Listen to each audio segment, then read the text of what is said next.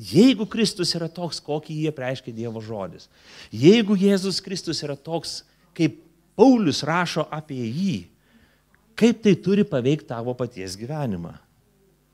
Kaip iš pamatų turi sudrebėti žmogaus gyvenimas ir persipurtyti, pasikeisti, jeigu jisai staiga sužino, staiga suvokia, staiga atpažįsta, staiga jam apreiškiama, kad Jėzus Kristus yra toksai viešpats.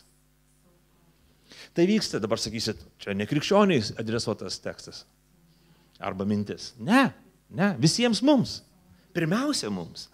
Pirmiausia mums, sėdintiems bažnyčiai. Pirmiausia mums, kurie sakome, kad mes tikime Jėzų Kristų. Mums reikia nuolat ir nuolat jį pažinti, mums reikia nuolat ir nuolat jį atsinaujinti tuo pažinimu Kristaus.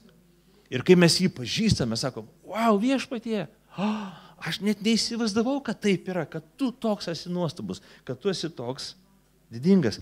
Kaip tai turi pakeisti mano gyvenimą?